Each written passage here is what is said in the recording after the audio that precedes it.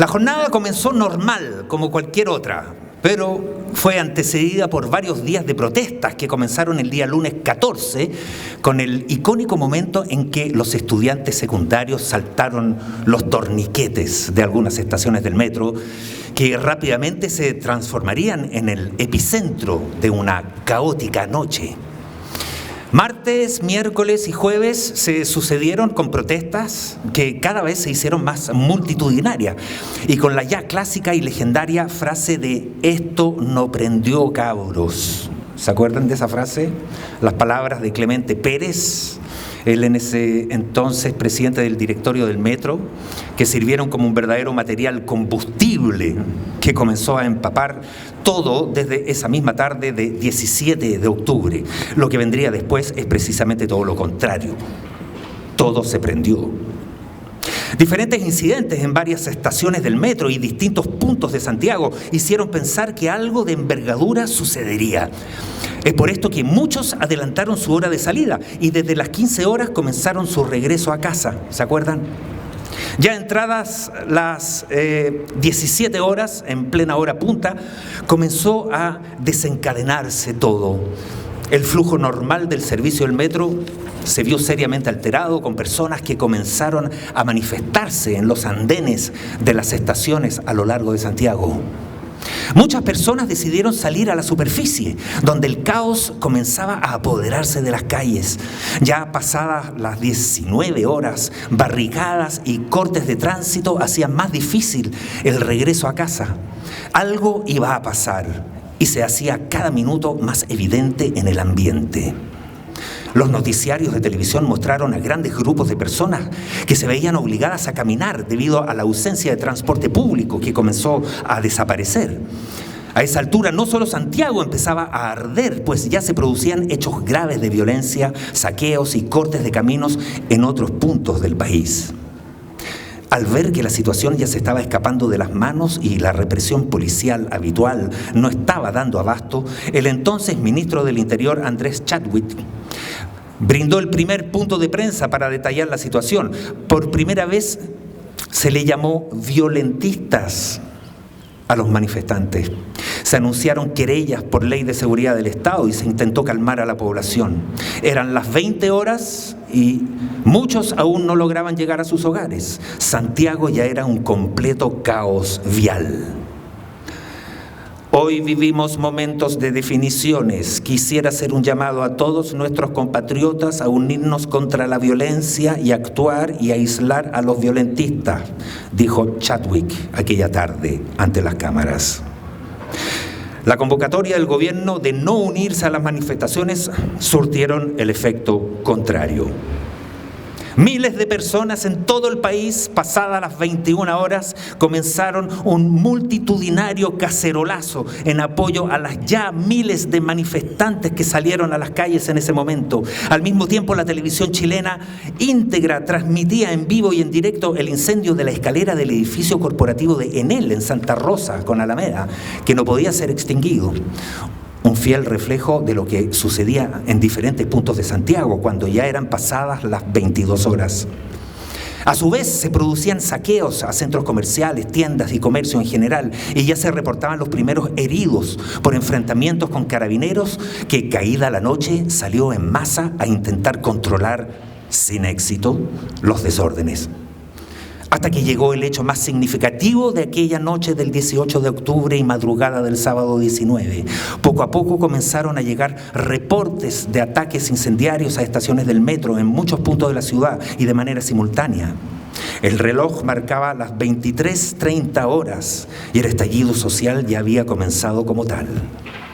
Uno de los hechos que más indignación produjo en la población aquella noche fue el protagonizado por el entonces presidente Sebastián Piñera.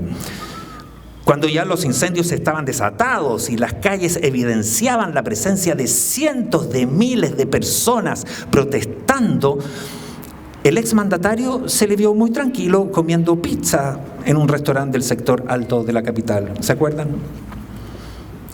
Luego de consumir pizza, Sebastián Piñera arribó a La Moneda pasada la medianoche para declarar el estado de emergencia en las provincias de Santiago y Chacabuco. El jefe de Defensa Nacional, general Javier Iturriaga del Campo, actual comandante y jefe del ejército, fue designado como el militar a cargo de estas zonas, estableciéndose así el primer toque de queda para la población, que sería vigente desde la noche del sábado 19. Las provincias de Valparaíso y Concepción se sumarían rápidamente a este estado de emergencia debido a que las manifestaciones se repitieron con igual violencia en distintos puntos del país. De hecho, al día siguiente prácticamente todo el país estaba bajo toque de queda que se extendía desde las 19 horas hasta las 6 de la mañana. En la mañana del sábado 19 de octubre, con la salida del sol, se pudo observar la magnitud del inicio del estallido social. 118 de las 136 estaciones del metro con daños parciales, 25 de ellas completamente quemadas, decenas de supermercados saqueados o íntegramente siniestrados. Pero lo material no fue lo peor. Con el pasar de los primeros días se contabilizaron 34 fallecidos, siendo recordados los 5 que perecieron en causas que aún se investigan en el gran siniestro de la fábrica Kaiser de Renca, uno de los íconos de la histórica revuelta social. El día 21 de octubre, cuando el mandatario ya tenía la decisión adoptada de sacar a los militares a las calles para reprimir las manifestaciones, lo que haría a los pocos días después, y en cadena nacional, Piñera declaró: estamos en guerra contra un enemigo poderoso, implacable, que no respeta a nada ni a nadie y que está dispuesto a usar la violencia y la delincuencia sin ningún límite. Bueno, hace 3 años, un 18 de octubre como hoy, la gota de un vaso repleto de crisis hizo que todo se rebalsara. Porque era una pelea que se está dando hace ya años. Muchas manifestaciones. Esto no se desencadenó únicamente aquel 18. Veníamos años con marchas, los estudiantes que salieron de a poco, el no más AFP, las feministas. Pero por lo visto la crisis continúa, pareciera que nada ha cambiado mucho, volvimos al punto de quiebre. Por eso lo importante ahora es justamente conversar. Cuando hay crisis, el diálogo siempre es muy importante. Cuando 2 amigos o amigas entran en conflicto, una buena conversación siempre es bienvenida, ¿no?, para resolver las diferencias. Cuando una pareja, por ejemplo, entra en crisis, lo mejor siempre es hablar, conversar. Por eso que una instancia como esta es buena, nos hace bien, porque vamos a conversar. Hace 3 años todo indicaba que nuestro país entraba en un proceso revolucionario. El pueblo, en su gran mayoría, todos nosotros queríamos de partida una nueva constitución. En 9 meses, en un proceso histórico, se eligieron democráticamente y de manera paritaria a 155 constituyentes, incluyendo por primera vez a representantes de los pueblos originarios y a minorías que siempre fueron silenciadas, para que redactaran un texto que nos representara, un texto basado en los derechos humanos y que garantizara nuestros derechos sociales, un texto basado en el sentido común, en el buen vivir, en el compartir, un texto que replanteaba la manera de distribuir nuestras riquezas de manera equitativa, de disminuir la brecha gigantesca entre una minoría poderosa y una gran mayoría desvalida. Hubo una gran expectación en el planeta entero, ya que el nuevo texto era verdaderamente revolucionario. En el plebiscito de salida, ese maravilloso texto fue rechazado. El pueblo lo rechazó. Una gran mayoría lo rechazó sin ni siquiera haberlo leído. Hoy podría haber sido una fecha de festejo, ¿sí o no? Una fecha de celebración por este inicio revolucionario que estalló en octubre del 2019, pero no es así. Volvimos al punto de quiebre. Hoy, ¿qué estamos haciendo? ¿Estamos conmemorando? ¿Estamos recordando? Lo cierto es que estamos con miedo, sin entender mucho, aunque siempre se puede hacer el ejercicio de analizar los acontecimientos, ver qué nos pasó, qué está pasando y cómo sigue la ruta hacia adelante. Y tenemos mucho que reflexionar. En estos últimos días hemos visto un debate lleno de caricaturas, simplismos, quedando relegado a último plano el eje central de aquella crisis que desnudaron las protestas del 2019. Aún no hay respuesta concreta al malestar social. La sensación de abuso persiste. La vida de las personas no ha mejorado. Y aún hay personas encarceladas por participar en la rebelión popular. Es urgente que la ciudadanía, los jóvenes, los partidos de izquierda y de derecha y todos los sectores políticos elevemos el debate. La revuelta social deja al descubierto las deudas que la política en general mantiene con la ciudadanía. Yo personalmente pienso que se trata de un problema cultural. Se puede conversar después. Una conversación, una buena conversación como es la que vamos a tener, debiera tener una parte reflexiva y creo que también debería tener una autocrítica que nos permita llevarnos a un encuentro de punto a construir, de puntos a construir. Deberíamos partir por quizás reflexionar acerca de nuestras propias incapacidades. Quizás nuestra vocación de construcción de movimientos ciudadanos no fue suficiente para conducir las fuerzas del malestar social hacia una propuesta de futuro para el país. De ahí que las contundentes victorias del plebiscito de entrada y la elección de constituyente no pudieron proyectarse a la conquista de una nueva constitución, anhelo que sigue pendiente. ¿Fue la falta de articulación y conducción política lo que llevó a frenar este sueño revolucionario? ¿Qué pasó? ¿Acaso la nueva Constitución era demasiado revolucionaria para este Chile que en realidad siempre ha sido un país más bien conservador, machista, racista, xenófobo, con odio a los mapuches? Un país refugiado en una zona de confort individualista y egoísta, fruto de todas estas décadas de neoliberalismo. Yo fui candidato a constituyente hace casi 2 años y la primera pregunta que yo hacía a los vecinos de la feria o en el puerta a puerta o en los conversatorios en las plazas era: ¿alguien no sabe lo que es una constitución? Y la mayoría de las personas levantaba la mano. El vacío cultural y el vacío político hace que el malestar social se exprese muchas veces con violencia y derive en hechos de delincuencia, ¿no? Por otro lado, la derecha está desesperada por liderar y acumular la reciente victoria electoral que les dio el rechazo. Sin embargo, saben que son presos de la palabra empeñada. Chile debe darse democráticamente una nueva constitución. Pero les incomoda el debate sobre su incapacidad de abordar las violaciones a los derechos humanos en Chile de ayer y hoy. Les incomoda construir acuerdos concretos para una mayor justicia social y que la vida de la ciudadanía descontenta mejore.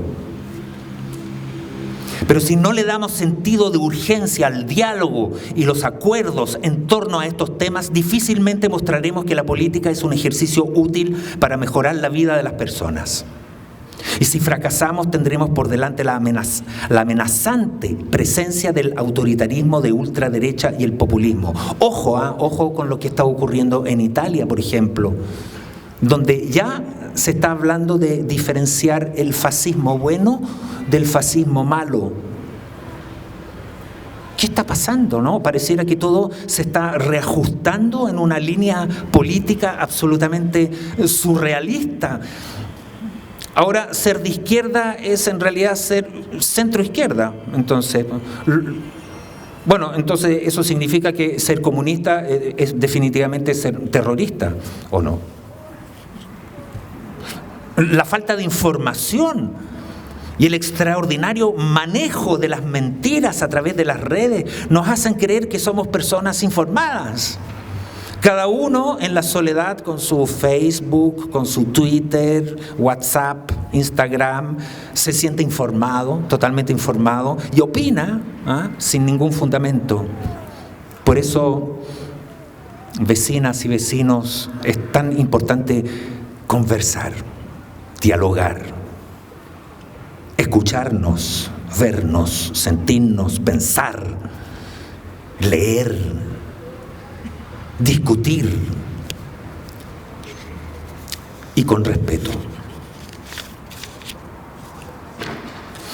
Abro entonces este conversatorio, voy a explicar brevemente cuál va a ser la modalidad de la jornada. Tenemos presente aquí a 2 panelistas que van a intervenir con un máximo de 10 minutos y luego se abrirá el debate con palabras del público. Ya, como el cable no llega hasta el fondo, entonces la persona que quiera expresarse tendrá que pararse delante del micrófono, porque además está siendo grabado y es importante que todos nos escuchemos. Entonces quiero partir presentando a Carol Yáñez, que está a mi derecha. Ella es dirigente del Sindicato 6 del Persa Zapadores, es representante del Comité Michel Nash y vicepresidenta del COSOC de Recoleta. ¿Alguien no sabe lo que es el COSOC? ¿Qué significa COSOC? Son los consejos de la sociedad civil, que tienen como objetivo la representación de organizaciones de la sociedad civil en distintos organismos de la administración del Estado, incluidos los municipios. ¿No es así? Así es. Bien, te dejo la palabra entonces, querida Carol. Gracias, Bastián. Bueno, saludar a las vecinas, a los vecinos. Muy contenta de ver que están acá. Yo soy dirigente, como creo que muchos presentes también. Bueno, no va a durar 10 minutos mi intervención, claramente, va a ser un poquito más breve. Partir diciendo que, primero, lamentar la pérdida de las vidas humanas dentro del estallido social. Creo que eso va a ser un punto de dolor que vamos a tener cada uno y cada una de nosotros siempre. Porque estas demandas que nos dijo el 18 de octubre eran las demandas sentidas por cada uno y cada uno de nosotros. A mí me toca ser dirigente en una fuente laboral donde las necesidades y el trabajo del día a día es el esfuerzo constante. Soy locataria, sé lo que vive la gente, sé las necesidades que tienen nuestros representados, por lo tanto, el 18 de octubre marcó un punto súper importante para nosotros, era que por fin en la mesa estaban las demandas, que por fin estaba sobre la discusión el sentir, los sueldos, la AFP, la educación, la segregación social, que es lo que hemos vivido por parte de todos los gobiernos. Pensamos claramente que el no más AFP, que fue un punto que se hizo mucha publicidad, no pasó nada. Y yo creo que también tenemos que ser autocríticos, como en algún punto decía Bastián, nos faltó orgánica, nos faltó unirnos. Estuvimos en la Plaza de la Dignidad, estuvimos en el Metro Zapadores, estuvimos en el Metro Einstein, pero estuvimos como vecinos individuales, sin orgánica. Y creo que eso es lo que tuvimos que haber aprendido, porque hoy las demandas de hace 3 años son exactamente las mismas que hoy vivimos. No pasó nada. Entonces yo creo que ese es el sentir de la mayoría de nosotros, los dirigentes lo vemos en el día a día con nuestros vecinos. Luego viene la pandemia, tenemos una crisis económica, los sueldos alcanzan cada vez menos, las necesidades, y creo que nosotros los dirigentes hemos cumplido siempre un rol fundamental dentro de la sociedad. Pero nos falta abrir el debate, como bien decías tú, con otros, porque el proceso constituyente no lo vimos venir, que el que no votaba no tenía información. Conversábamos con el vecino y pensábamos que entendía. Y nos quedó claramente que había un malestar de ignorancia, que nos faltó educación cívica, que la gente de mi edad no tuvo educación cívica y que hoy día ha faltado voluntad política para que exista. Y de ahí vienen estas tremendas iniciativas. Nosotros en Recoleta lo vivimos tal vez de manera distinta. Están las iniciativas populares que han venido a solucionar gran parte de las necesidades de los vecinos. Los dirigentes lo valoramos. Eso lo vemos en el día a día. Lo veo yo con el comercio, la óptica, la farmacia, la audiometría, la librería, el acceso a leer. Hoy día la población no lee. Todos son redes sociales, pero las redes sociales nos tienen enredados en lo que nos quieren transmitir. Entonces yo invito a mis pares dirigentes a conversar con sus vecinos. El cambio de la Constitución y cambiar la Constitución en nuestro país es una necesidad fundamental, porque no eran 30 pesos, eran 30 años. Y la dignidad, hasta que se haga costumbre, se recupera solo con la lucha y la lucha constante, pero con todas y todos. En forma individual jamás lo vamos a lograr. Eso por mi parte, le paso el micrófono.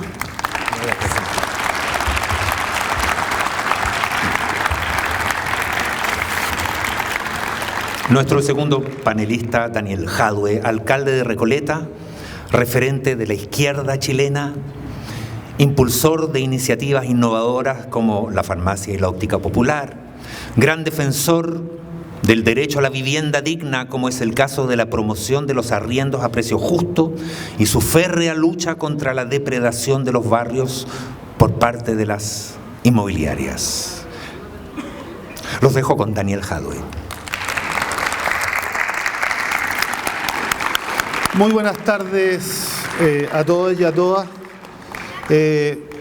Primero saludar la presencia de ustedes aquí. Yo creo que esta era la única forma posible de conmemorar el 18 de octubre, ¿no? Y espero que este día pase a ser parte de una de las tradiciones, digamos, de nuestro país, pero como un día de profunda reflexión. Es cierto que cuando uno mira las demandas ciudadanas, ninguna, entre comillas, ha sido resuelta al día de hoy. Pero yo creo que no es correcto decir que no hemos avanzado nada. No, lo digo con toda fraternidad y porque la respuesta a esto de si hemos avanzado o no hemos avanzado siempre va a depender del prisma con que uno mire el proceso. Hay algunos que piensan que el proceso parte el 18 de octubre y muchos hablan de un ciclo nuevo que se inicia el 18 de octubre. Y yo no coincido con esa tesis, ¿no? Más bien yo diría que el 18 de octubre es el inicio del fin de un ciclo político que aún no termina. ¿Y por qué lo digo? Y acá hay mucha gente de mi edad e incluso mayor, hay gente más joven también, pero los que están en mi generación y los que están arriba tienen que recordar que en 1990, cuando se firmó la salida pactada de la dictadura, ¿no? Una mayoría de chilenos y chilenas optó por salir de la dictadura con la constitución de la dictadura, con el modelo de la dictadura, con impunidad para los crímenes de la dictadura, ¿no? Y con un acuerdo que significaba, en términos generales, entre la concertación, la derecha y los norteamericanos, no tocar el modelo instalado por la dictadura, no tocar a los criminales, pero además mantener excluido a quienes eran contrarios a la salida pactada, en particular el PC. Y si uno mira la historia, en esa época éramos re pocos los que estábamos convencidos que teníamos que tener una nueva constitución. Habíamos algunos en esa época que encontrábamos que era una vergüenza que fuéramos el único país de Latinoamérica que salimos de la dictadura con la constitución de la dictadura. Todas las otras dictaduras de América Latina cambiaron la constitución saliendo de la dictadura. Y nosotros, y aquí cada uno tiene que asumir su propia responsabilidad, como país tomamos la decisión de poner nuestra confianza en quienes optaron por salir con la constitución de la dictadura en un acuerdo pactado. Y hablo literalmente de la concertación de partidos por la democracia, de la derecha y con el aval de los norteamericanos. Desde ese minuto empezó un ciclo político nuevo, porque ahí se terminó, entre comillas, formalmente la dictadura, las restricciones a la libertad, y hay una apertura democrática, y se inicia un ciclo político que tiene por finalidad, desde la perspectiva de las y los comunistas, destituir el modelo de la dictadura y destituir la Constitución. Y esto fue un proceso destituyente larguísimo. De hecho, quienes tienen memoria recordarán que no hubo un año desde el 90 en adelante que la CUT no llamara a todos los 1 de mayo a una manifestación exigiendo los derechos laborales y exigiendo la nueva Constitución. Nadie puede haber olvidado las sucesivas protestas estudiantiles en el 94 con Rodrigo Rocco, en el 97 con Iván Lliners, con la Marisol Prado, ¿no? Con otros dirigentes el 2001, el 2006, el 2011, y en cada una de estas manifestaciones que menciono íbamos creciendo en número, ¿no? Partimos con 5.000, yo me acuerdo que en el 90, si sacábamos 5.000 personas a la calle, festejábamos como si hubiera salido Chile entero, y éramos 5.000 nomás. Con 5.000 uno no cambia la Constitución.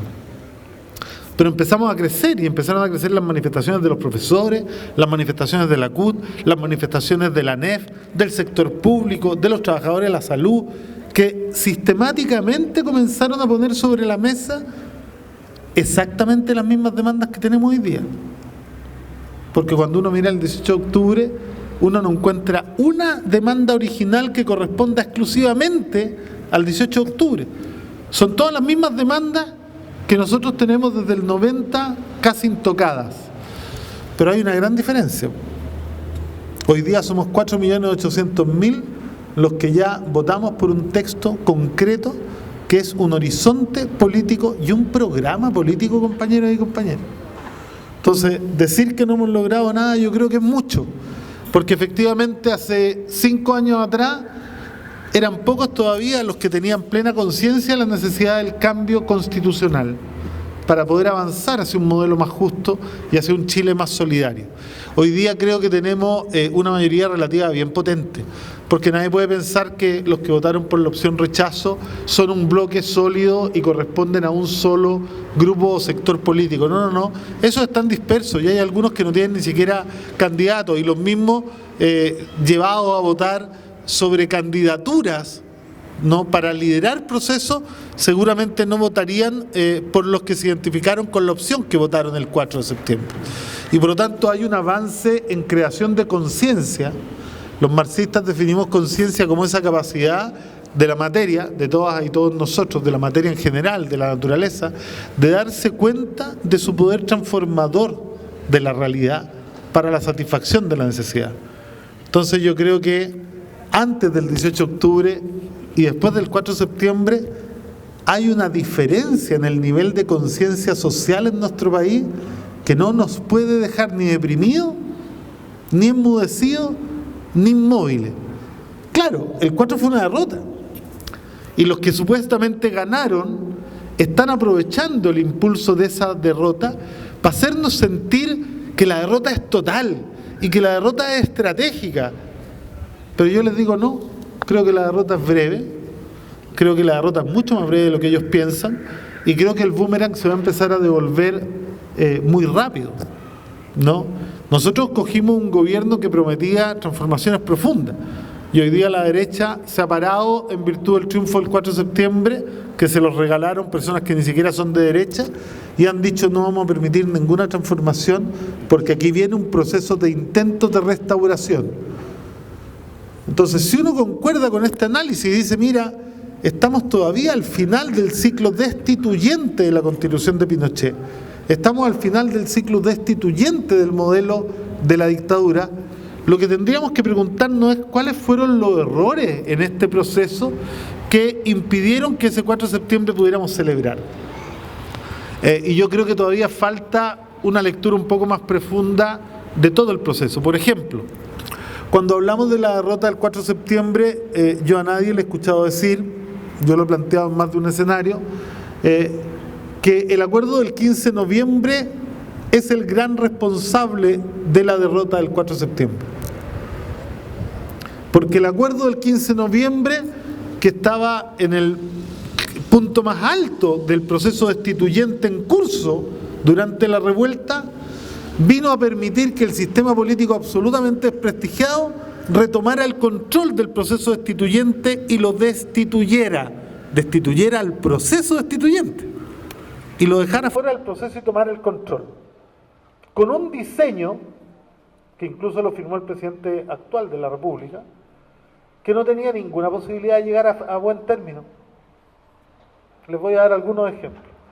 Si alguien hubiera querido efectivamente que terminara el 4 de septiembre a todo evento en una nueva constitución, uno podría haber dicho, ¿sabe qué?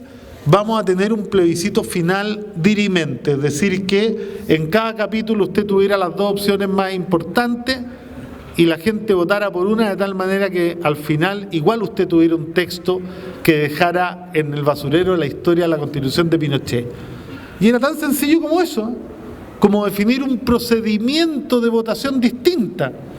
Después del 80-20 era claro que hay una mayoría significativa de chilenas que sigue insistiendo en que tenemos que terminar con la dictadura. Entonces, si hubiese habido la más mínima intención de verdad hacer el proceso destituyente y materializarlo en este proceso, hubiéramos tenido plebiscito dirimente, hubiéramos tenido, por ejemplo, un espacio de participación ciudadana en donde a los municipios que habíamos jugado un rol fundamental se le hubiera dado la posibilidad de hacer cabildos ciudadanos como este, ¿no?, entre el primer boceto y el último, de tal manera que la Constitución nos entregara a los municipios la propuesta de texto, nosotros saliéramos a hacer decenas de cabildos en todas las municipalidades y con las observaciones de los cabildos ciudadanos le devolviéramos el texto a la constituyente para que le hiciera la última repasada y el último ajuste y después tener el plebiscito dirimente. ¿Ustedes creen que hubiéramos tenido éxito? Obvio. Si en ningún país de América Latina el proceso constituyente pasa porque todo el mundo se lea la Constitución, si yo creo que en ninguna parte, salvo la gente que tiene una deformación amargada como uno, digamos, que es capaz de agarrar el texto y leérselo completo y analizarlo y hacerle anotaciones, la mayor parte de la gente no se lo va a leer. Entonces depende del liderazgo que impulsa el proceso.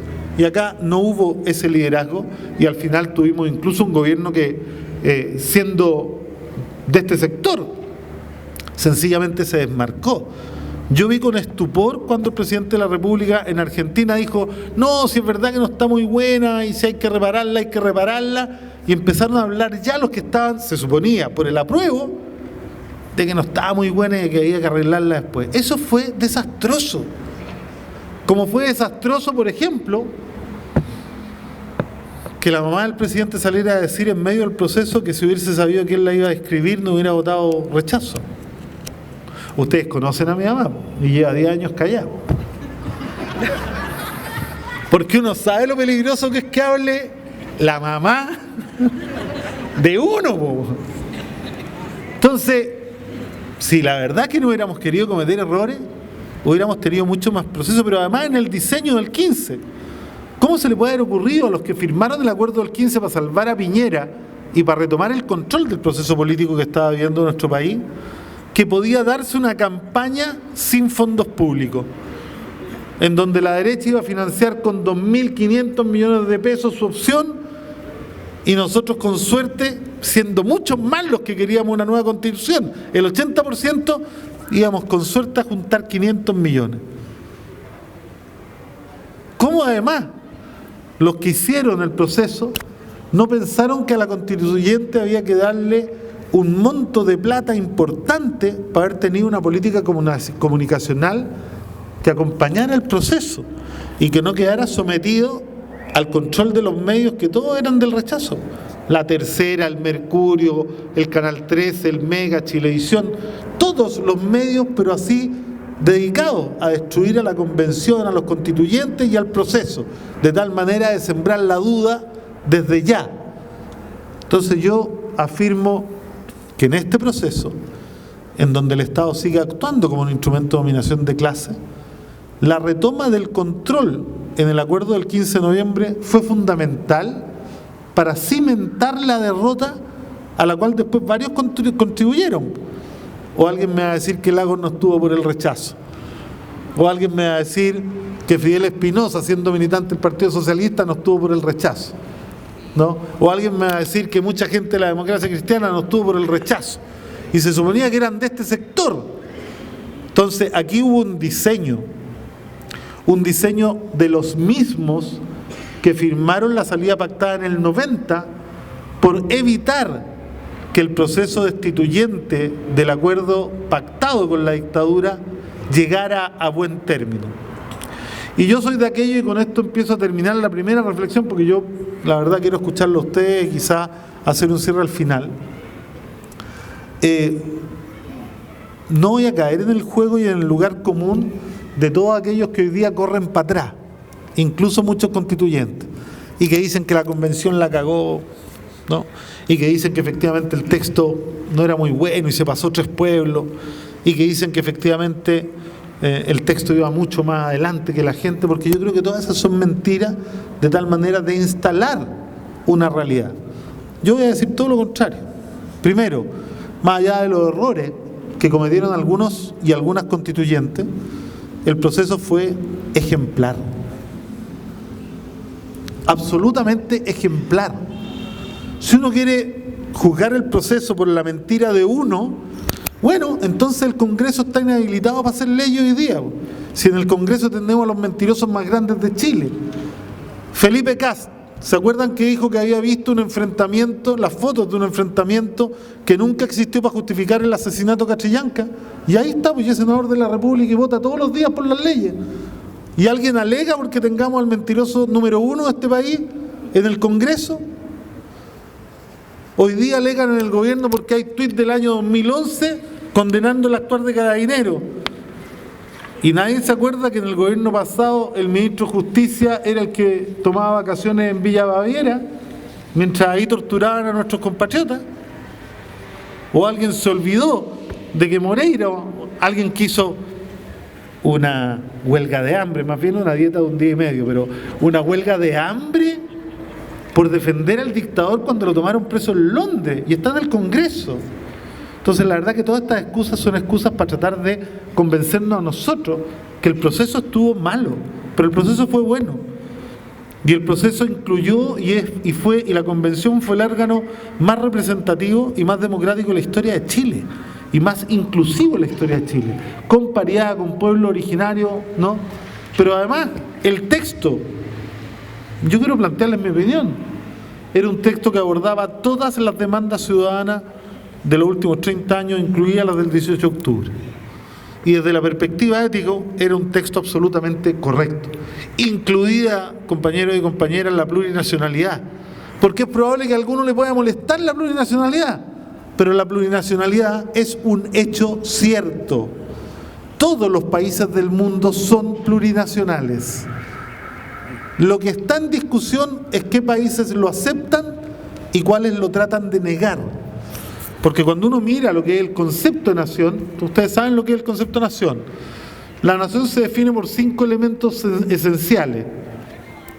Un pueblo común, un conjunto de personas con historia común, con psicología común, con cultura común, con lengua común y con territorio común.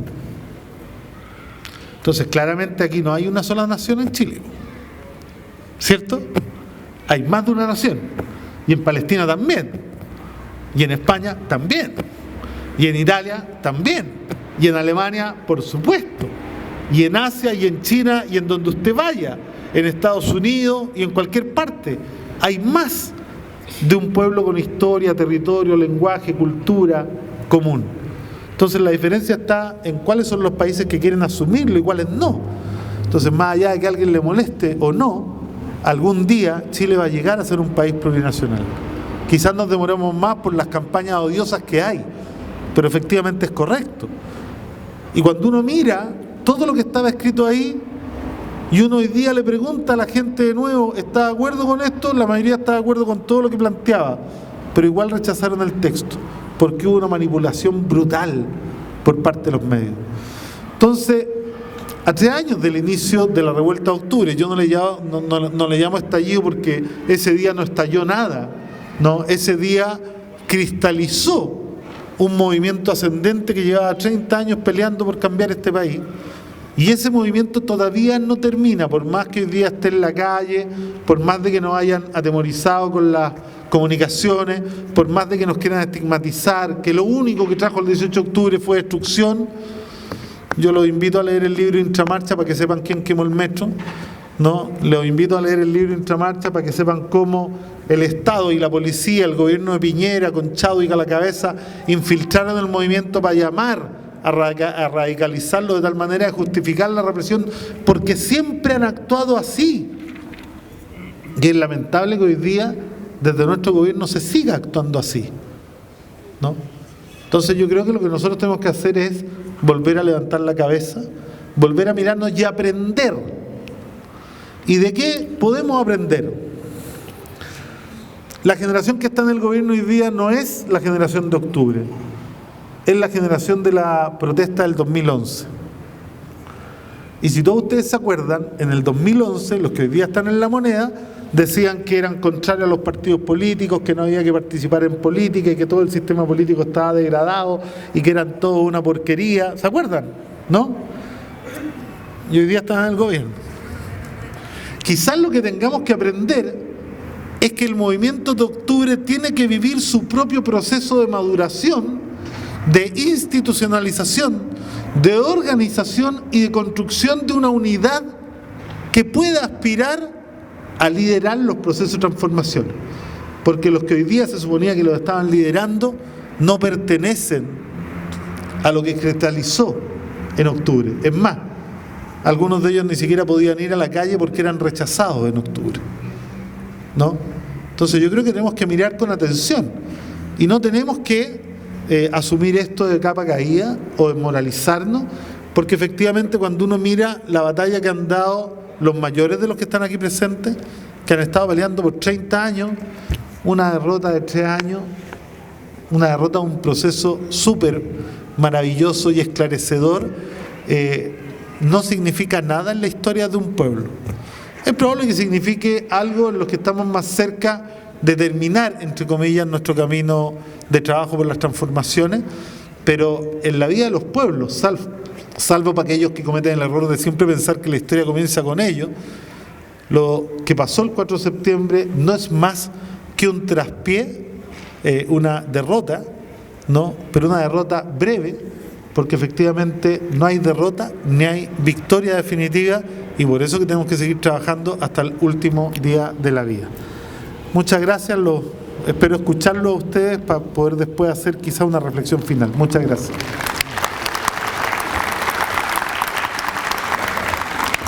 Efectivamente, tienen la palabra. Es cosa que se acerquen. ¿Puede acercarse, por favor, al micrófono? Que partan presentándose, por favor.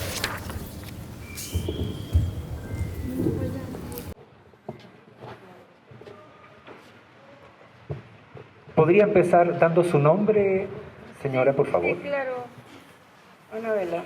Anabela Roldán, profesional de danza, ex solista del Ballet Municipal de Santiago, fundadora, comunista. Compañero Jadwe. Compañero Jadwe, usted habla lindo y sabe mucho, y yo lo admiro mucho. Voté por usted, pero al mismo momento después, o antes de decidirme a hacerlo, yo no rezo, bueno, no sé rezar, ni soy de ese lado, pero me alegré mucho que usted no hubiera salido, porque creo que si usted hubiera salido, le hubieran puesto una bala unos ratitos después. No se hubieran aguantado las ganas, digamos, ni el peligro que usted llegara a ser presidente. Bueno, pero lo que yo quiero decir aquí es que la corten con lo de los 30 años. Córtenla. Yo tengo 80, por lo tanto me siento sobreviviente de la dictadura. Y cuando ustedes transmiten, todos ustedes, sus generaciones, los demás atrás, transmiten con los 30 años, ¿qué significa eso? ¿Que se están echando al bolsillo la dictadura? ¿Que no están considerando los 17 años de dictadura? ¿Que no están considerando la masacre? ¿Que no nos están considerando nosotros los sobrevivientes? Córtenla. No son 30 años.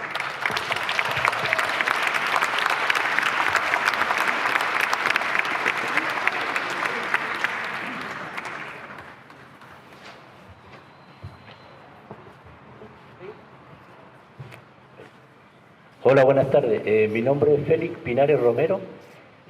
Soy dirigente social de Lo Arangui. Me alegro de tener acá a una vecina. También feliz de contar con gente como Bastián, ¿no es cierto? En lo que es cultura, digamos, una eminencia. Y bueno, ¿para qué decir de quien dirige hoy en día los destinos de nuestra comuna?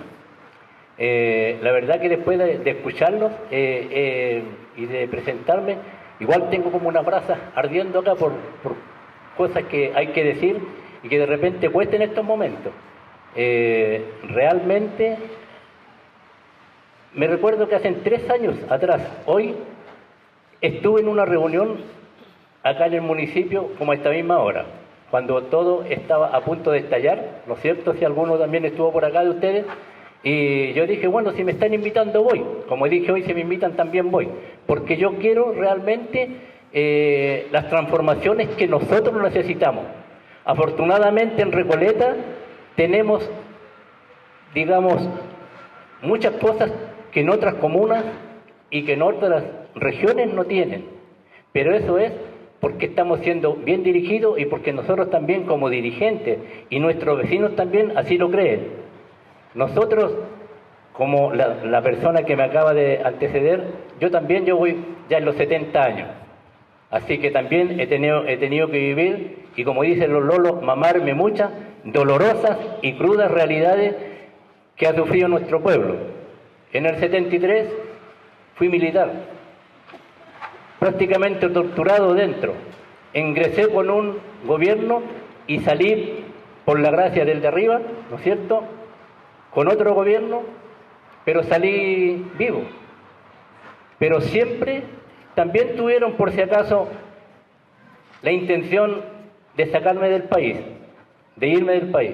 Pero yo soy de los que da la pelea de adentro. A las personas que quieren dar la pelea por este país, tienen que quedarse en este país. A la juventud que hoy está acá, tiene que quedarse en este país para que puedan ustedes, en quienes nosotros, los que ya con 70, 80 años, estamos esperando estos cambios, nosotros podamos apoyarlos con la fe que tenemos en ustedes, en los más jóvenes. Pero sí, vecinos de Recoleta, yo me siento feliz, orgulloso de vivir en esta comuna, en este pedacito de patria que tenemos para disfrutarlo, para vivirlo, para atesorarlo y para cuidarlo. No permitamos que alguien venga nuevamente desde allá arriba a tomar el control de esta comuna, que hoy por fin se está viendo como nosotros siempre quisimos verla. Esa es la verdad. Hoy me gusta caminar por el norte de Recoleta, que siempre fue la parte trasera. Hoy estoy viendo cómo se están haciendo las transformaciones grandes, las que nosotros necesitamos en nuestra comuna y que tal vez Chile necesita también. He estado donde me han invitado. La cuenta pública que dio el alcalde la última vez me la sé de memoria y la he transmitido en todos lados. Porque a eso voy yo cuando me invitan a una parte, a recoger para transmitir a quienes no quieren estar. Lo mismo que no quieran estar dicen cuando hay un proceso, ¿no es cierto? No participo, solamente esperan los resultados, pero tampoco se dan cuenta que los resultados son parte del proceso a la final.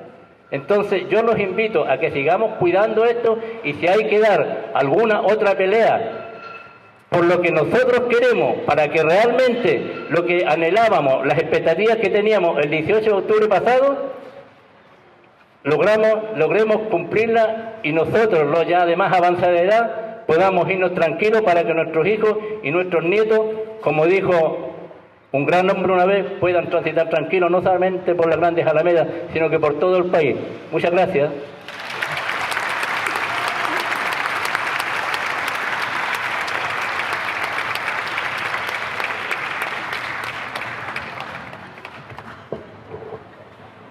Buenas tardes, mi nombre es Mario Priore Pozo, profesor de educación técnico profesional, 33 años viviendo en esta comuna, Víctor Cucuini, vecino, amigo y compañero de el periodista asesinado José Carrasco Tapia.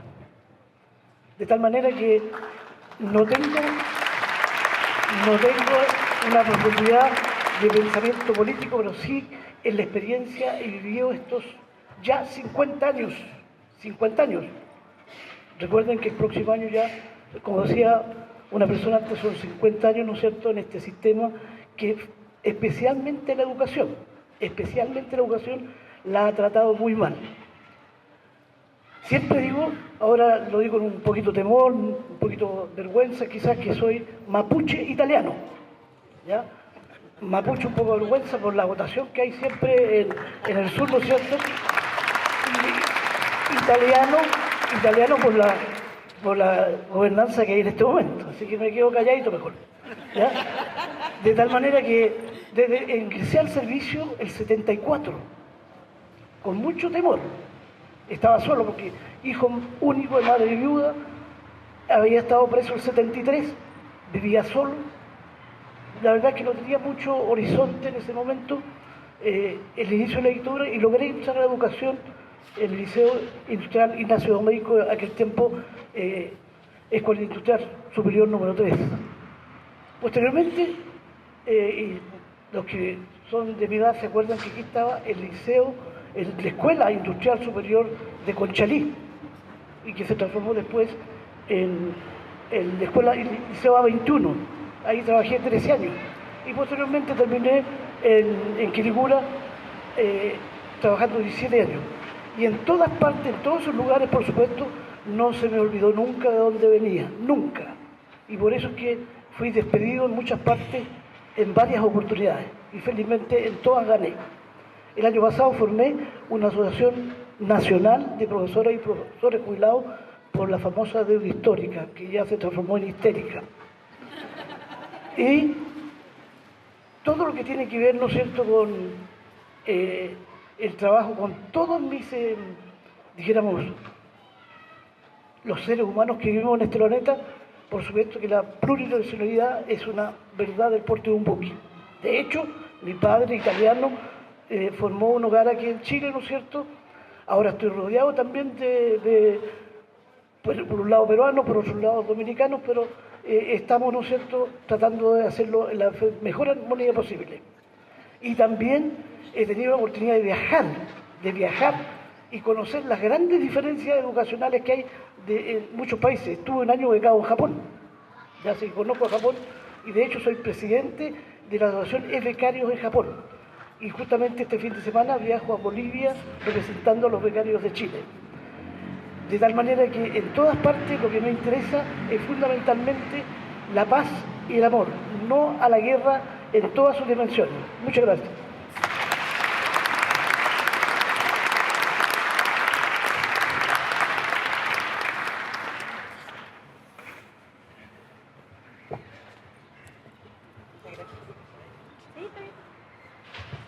Hola, buenas tardes a todos vecinos.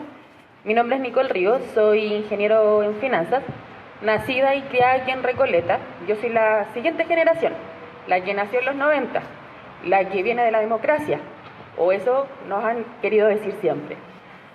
Miren, yo lo que más les quiero decir, que soy de esas familias de puras mujeres, donde siempre todas hemos luchado, hemos salido adelante como hemos podido, como ha resultado. Gracias a Dios, esta comuna ha mejorado mucho. Yo por lo menos vengo desde donde nací, era una toma casi, se estaban recién formando las poblaciones, éramos calles de tierra, no sé, andábamos metidos ahí entre medio del barro jugando, las rejas de madera que se caían a pedazos y nosotros le íbamos poniendo tabla tras tabla, ¿cierto? Éramos todos, la mayoría venimos de esa historia. Y ahora aquí estamos, la mayoría somos profesionales gracias al esfuerzo de nuestras familias. También somos, no sé si podríamos decir que todos seamos del mismo estilo, pero somos profesionales con un pensamiento más desarrollado y más informado, cosa que lamentablemente nuestras generaciones anteriores no la tuvieron. Muchas de nuestras familias vienen de una historia de lucha porque el golpe militar, otras familias que vienen más antiguas de la época de, no sé, de lo que pasaba en las salitreras, porque somos un país de lucha y un país que siempre hemos sido pisoteados por los que están arriba, por otros países que han tenido más plata que nosotros y que han controlado el poder político. Entonces, yo me presento ahora en estos momentos acá para preguntar ¿por qué permitimos que la clase política nos quitara la educación cívica? ¿Por qué nos quitaron la filosofía? ¿Por qué nos quitaron el derecho a pensar por nosotros mismos? Nosotros somos una generación en que ahora, gracias a las muy mal vistas redes sociales, tenemos acceso a mucha más información que todos los que tuvieron la mayoría de las generaciones anteriores. Pero somos una generación que, si no es bien conducida y no es informada como corresponde, vamos a ser una generación con mucha información, pero con las ideas revueltas. Entonces, creo que lo que tenemos que hacer nosotros es salir a luchar porque seamos gente educada, gente que merezca y que tenga la verdadera dignidad. Y la dignidad nace desde abajo, desde que nosotros empezamos con la información, con la enseñanza desde las familias. Creo que todos nos merecemos tener, aunque sea, acceso a la lectura real, acceso a que la televisión pública nos enseñe cómo es y cómo fue la historia de Chile y cómo fueron los reales sucesos. Porque somos un país que, si no fuera porque, por ejemplo, a mí me hicieron leer en el colegio, porque mi profe de historia era media revolucionaria también, me hizo leer el libro de Santa María de las Flores Negras. Si no, yo no hubiese sabido nunca de lo que pasó en las salitreras. ¿Por qué? Porque eso en los libros de historia de la generación básica y de la media no están. Porque la educación pública aquí en Chile vale literalmente callampa. No se puede decir de otra forma.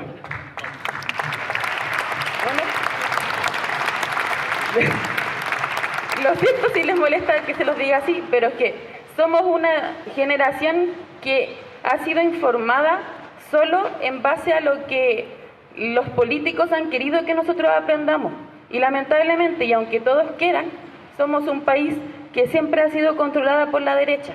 De una u otra forma, la educación a nosotros, que es lo que nos debería hacer lograr crecer en este país, no ha sido buena. Somos un país desinformado, un país manipulable, y que creo que si no hacemos algo ahora, que estamos a tiempo todavía, todo lo que hemos luchado y todo lo que hemos avanzado en las revoluciones anteriores no vamos a poder llegar a ningún punto.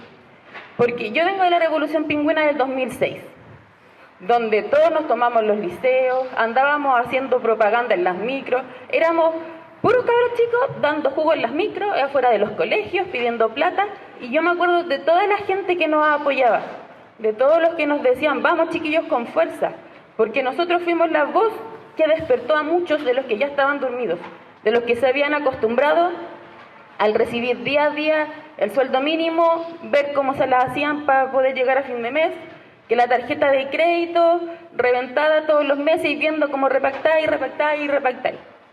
Yo, chicos, vengo de una educación que gracias a Dios mi mamá me pudo dar con mucho esfuerzo, becada y con crédito, estoy todavía endeudada con el CAE, pero que me abrió las puertas a un mundo que la mayoría no conoce, que es el mundo financiero. Y aquí en Chile eso es lo otro que mucho falta. Chile necesita educación cívica, necesita filosofía y educación financiera.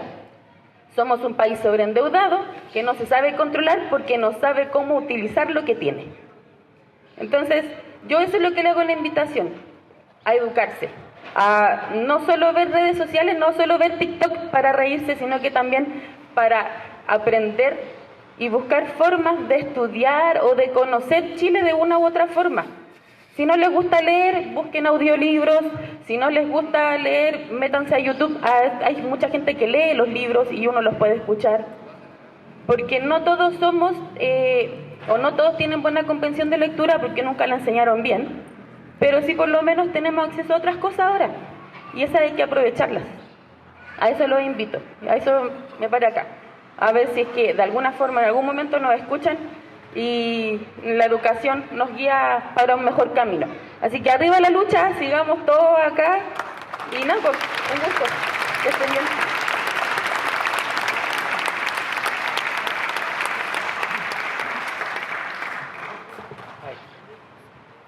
Hola, yo me llamo Javier Campi. Las preocupaciones que tengo hoy día es cómo se revierte el proceso del rechazo. Vivimos en una sociedad totalmente muy individualista, ¿Cómo hacemos comunidad en los barrios?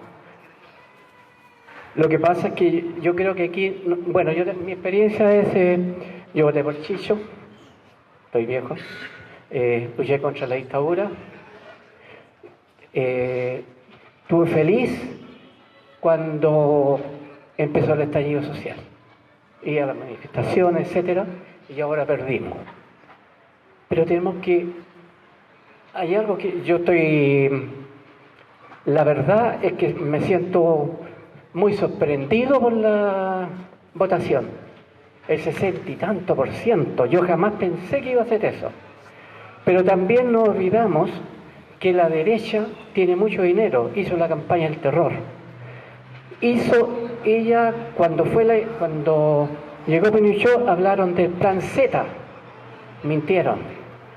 Siempre han mentido. Yo cuando era niño, el año 64, empapelaron con tanques rusos que si salía Allende iban a venir los tanques rusos. Entonces, es decir, que hay una política cultural, institucional, en el cual las fuerzas que tienen el poder político en Chile lo hacen a través de los medios de comunicación. Entonces, mi pregunta es, nosotros como ciudadanos simples y corrientes, ¿cómo construimos comunidad entre nosotros para revertir el individualismo, el egoísmo y que tengamos una sociedad mucho mejor? No tengo más palabras, eso quería decir. Gracias.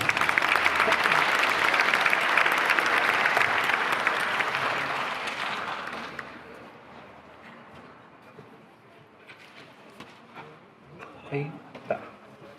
Hola, mi nombre es Eduardo, también de la comuna, criado, nacido y criado acá, recién salido de profe, si alguien me quiere contratar.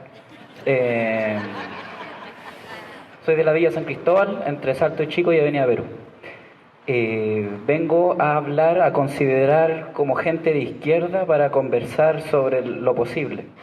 Y yo creo que nos tiene que preocupar la fácil cooptación que ha ocurrido en este país por parte de la izquierda. Qué bueno que hayan varios y varias compañeros y compañeras del Partido Comunista, porque eso permite conversar con el partido de izquierda más grande que tiene Chile hasta ahora. ¿Por qué digo esto? Porque el compañero Daniel dijo que la constitución que se rechazó era un programa político, pero yo quiero considerar de que este programa político que a la conclusión que llegó la Convención Constitucional era un programa político que mantenía intacto el modelo. No tocaba ni un pelo ni una coma de las concesiones mineras, ni siquiera le aumentaba el royalty. No tocaba ni un pelo al modelo de financiamiento de las instituciones públicas, dándole por garantía constitucional las subvenciones que le hace el Estado a la institución privada.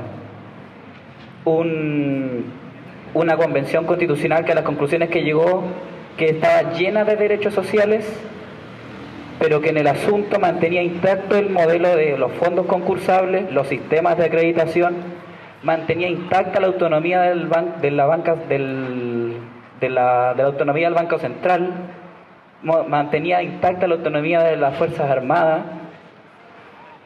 Entonces, por ejemplo, también refiriéndome a lo que dijo la compañera al inicio, que corte la que fueron 30 años. Lo que pasa es que nuestro problema ya no es la dictadura. Hoy día nuestro problema es la democracia, que es administrada como dictadura. Hoy día nuestro problema es cómo se administran los estallidos locales y temporales y después pasan fácilmente como políticas neoliberales. El mejor ejemplo es lo que pasó del 2011 para acá. Toda la izquierda que hoy día tenemos y lo que los medios de comunicación llaman por izquierda, autocomplacientemente señalan como gran victoria la gratuidad, cuando eso de hecho ha significado millones y millones a las universidades privadas. Las universidades privadas no tienen ningún problema con haber aceptado la gratuidad, porque con ley ahora se ven beneficiadas con la plata que le entrega el Estado. Es un problema, y es un problema de cooptación. Y es un problema político, porque ha sido fácil la cooptación del modelo a las izquierdas que tenemos en Chile. Por eso es bueno estos momentos. nomás que hay que replicarlo nomás en los barrios. Pero quiero dejar esto sobre la mesa, porque es un problema profundo. Ya no estamos en la época fordista en que para reprimir había que sacar a los milicos. Hoy día es mucho más fácil para dominar. Hoy día basta con diagnosticar a la gente con que usted está enferma. No, es que eso veámoslo los expertos. Hoy día es mucho más sofisticado el modelo de administración, de dominación. Y hoy día hasta la izquierda cae en eso. Entonces, ¿cómo salir de aquello? A construir la izquierda, a especificar en qué consiste el modelo neoliberal. Porque si no nos van a pasar otra convención constitucional con las mismas declaraciones de principio y vamos después estar autocomplacientemente, este era un gran proyecto, cuando por debajo mantenía intacto el modelo. Eso.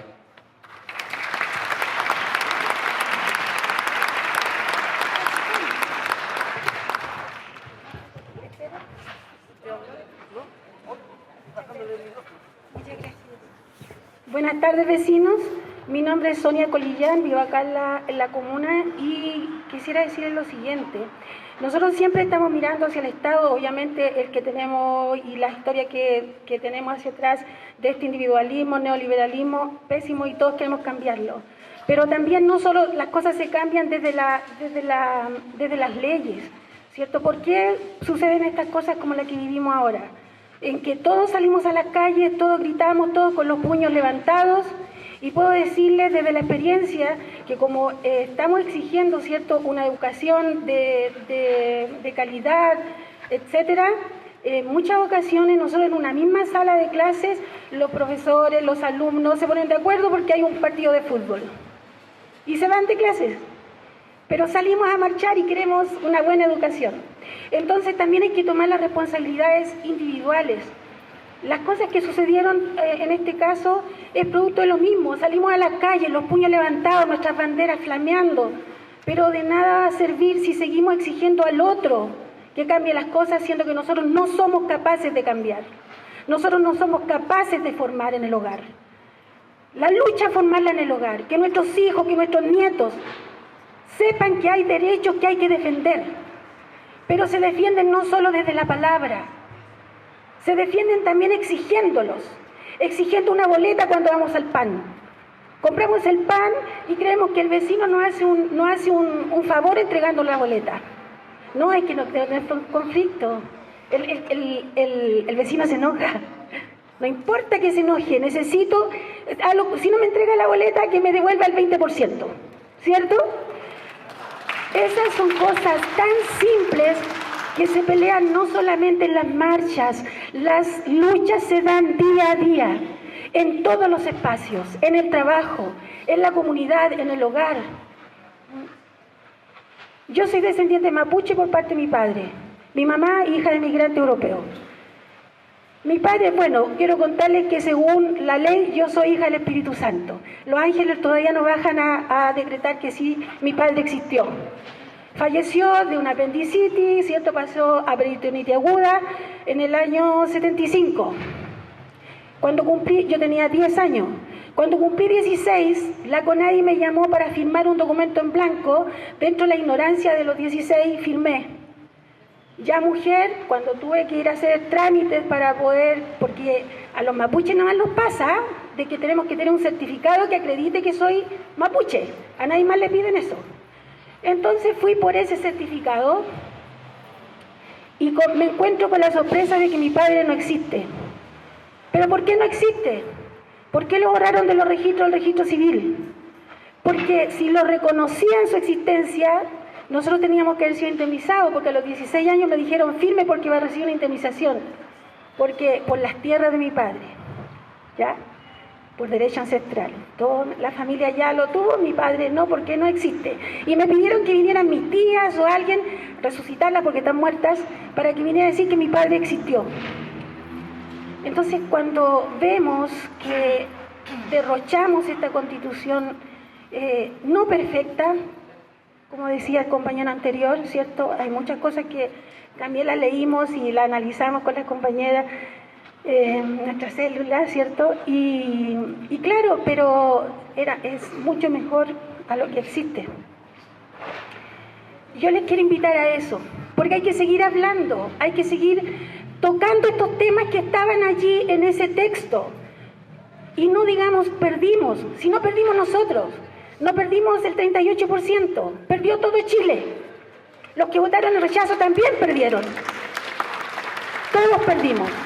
Y no hay que silenciarse, hay que seguir hablando de esos temas, en el trabajo, donde quiera que estemos. Pero primero que nada, los quiero invitar a una reflexión. Y invitarlos que mañana pidan la boleta, porque ese impuesto que va a la salud, a la educación y a muchas cosas donde faltan. Muchas gracias. Bien, muchas gracias. Quiero invitar a unas últimas palabras de Daniel y Carol en relación quizás a lo que opinó Ana. ¿Por qué no están considerando la dictadura? Lo que dijo Félix. Yo estoy aquí para transmitir a los que no quieren estar. Lo que dijo Mario, viva la paz y el amor, no a la guerra. Lo que dijo Nicole, que es una pregunta a la clase política, ¿por qué nos quitaron filosofía y la educación cívica? ¿Y qué pasa con la educación financiera? Yo me meto ahí también y digo, ¿qué pasa con la educación sexual también? ¿No? Javier, ¿cómo hacemos comunidad? Eduardo, el problema es cómo se administran los estallidos, el problema de la cooptación. Y lo que aportó la última vecina en hablar es, en realidad los que votaron rechazo también perdieron. Así que una última ronda de reflexiones.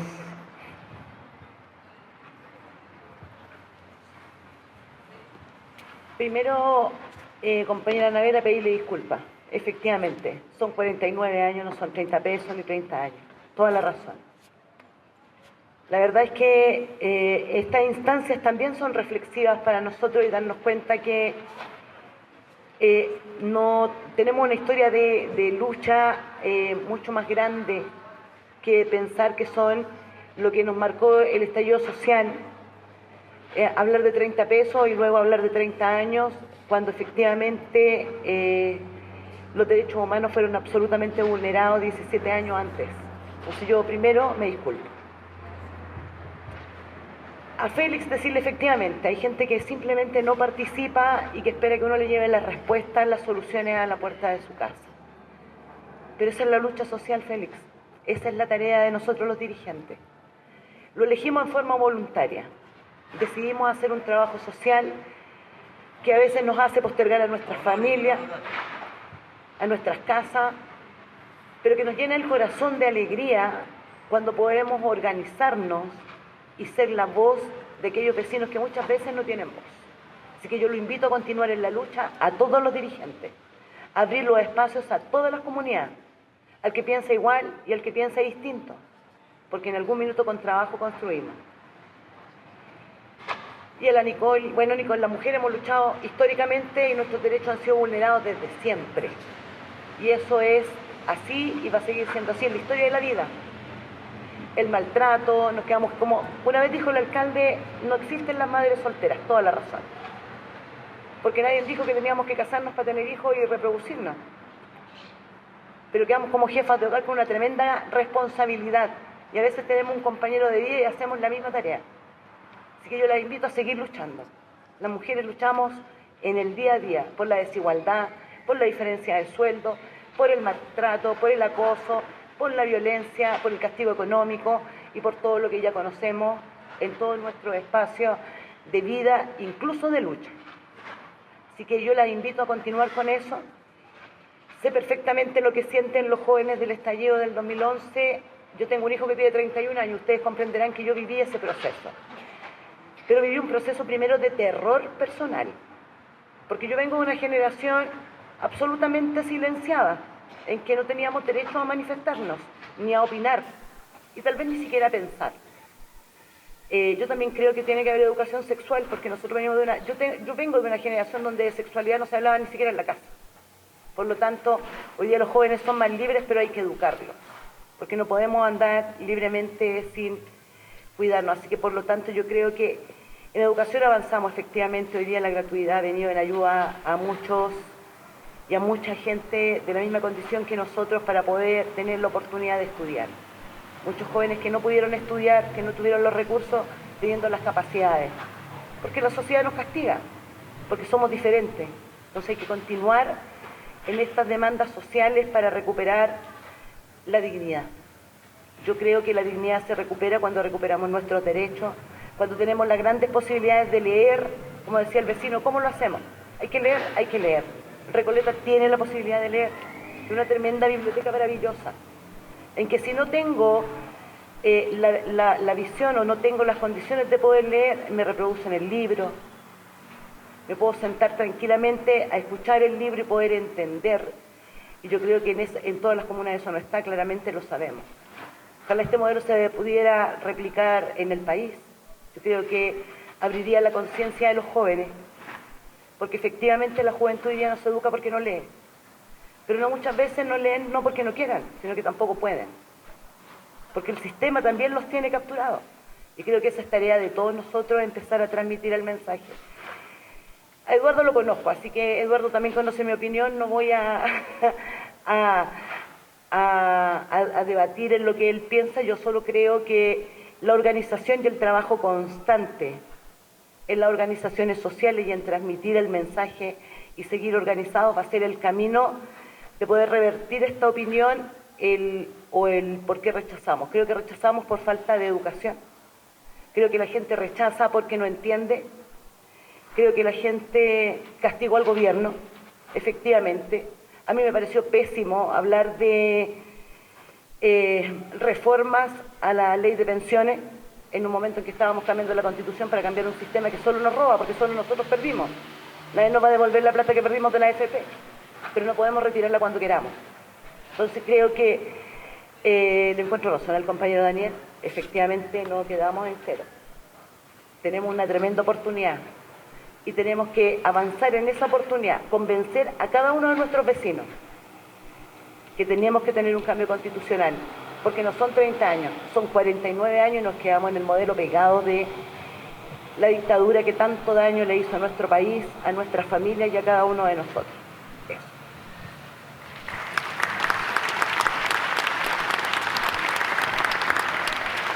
Bien, yo quiero solo hacer una reflexión y un cierre. Primero agradecer la presencia aquí, yo creo que esto es muy notable, no sé si en muchas comunas se estará dando este espacio de reflexión a 3 años de la revuelta, ¿no? Yo creo que hoy día nosotros tenemos todas las condiciones como comuna para ponernos de pie y seguir haciendo lo que hicimos desde mucho antes del 18 de octubre, que era liderar las transformaciones que el país requiere, ¿no? Quiero agradecerle en particular a Anabel, a Félix, a Mario, a Nicola, a Javier, a Eduardo y a Sonia. Y a Eduardo plantearle algo particular. Yo encuentro la razón. La Constitución no era lo que toda la izquierda hubiese querido, ¿no? De hecho, no definíamos la propiedad del Estado sobre nuestros recursos naturales, no definíamos el término del financiamiento a los privados para que hicieran funciones del Estado. No definimos varias cosas que podríamos haber definido, pero ¿sabes qué? Había un elemento que definía la Constitución que a mí me permitía llamar con toda convicción a aprobar. Y no es porque hayamos estado cooptados, muy por el contrario. Es porque hoy día nosotros tenemos una Constitución y un sistema político, y yo voy a defender siempre el hecho que yo no creo que exista la clase política.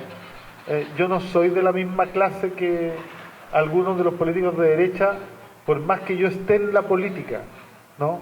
Teller no es de la misma clase que Larraín, Teller no es de la misma clase que Cast, ¿no?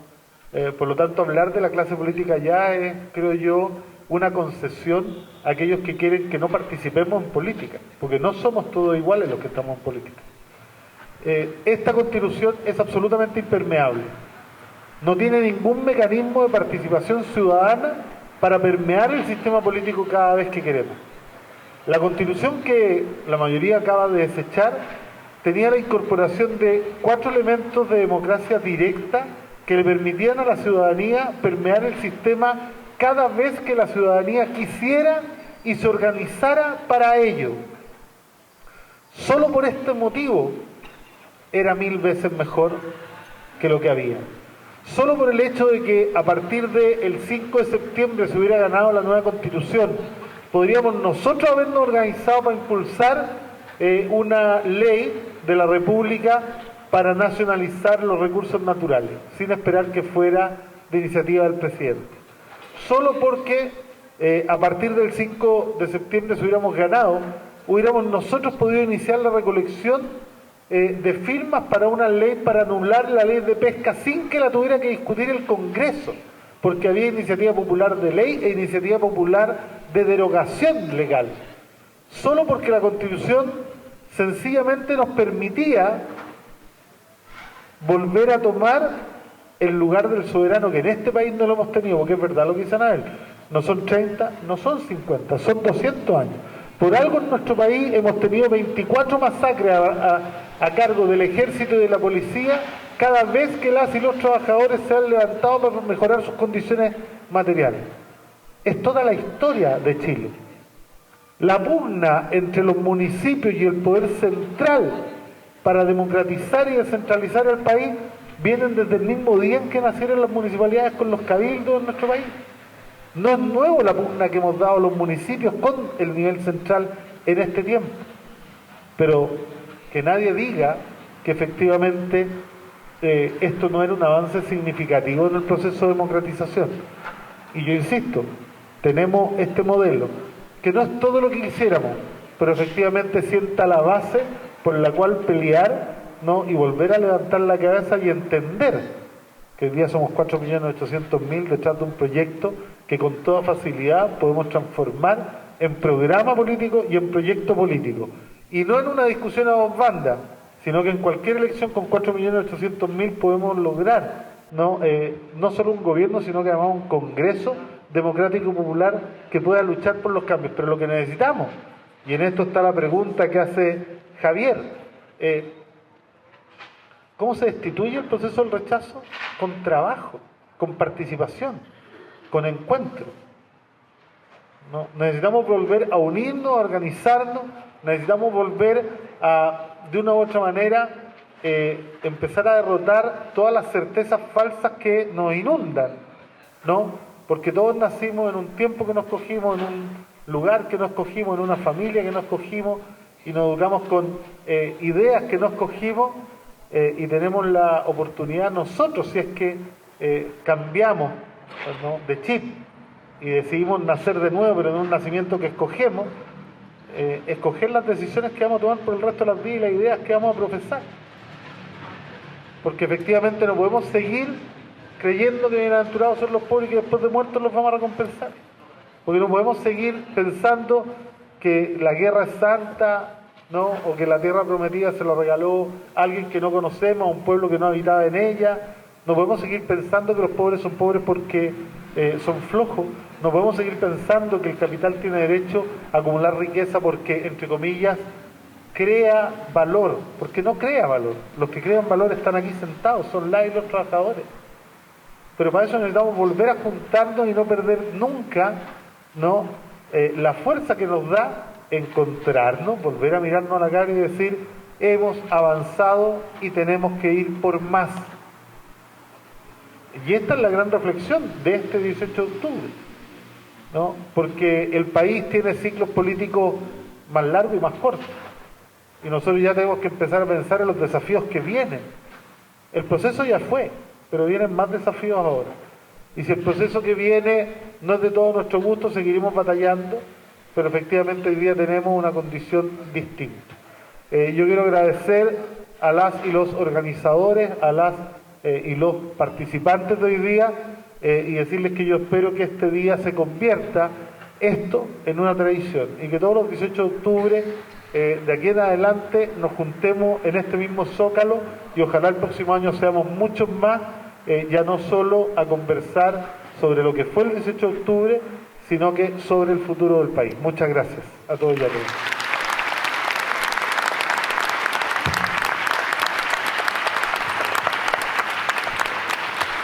Bueno, creo que estas últimas palabras de Daniel cierran perfectamente este espacio de conversación, de encuentro. Reitero las gracias por participar. Me quedo con las palabras también de Félix Gracias por venir, porque él va a transmitir luego a los vecinos que no vinieron todo lo que sucedió aquí, y espero que sea tarea de cada uno de ustedes. Muchas gracias, cuídense.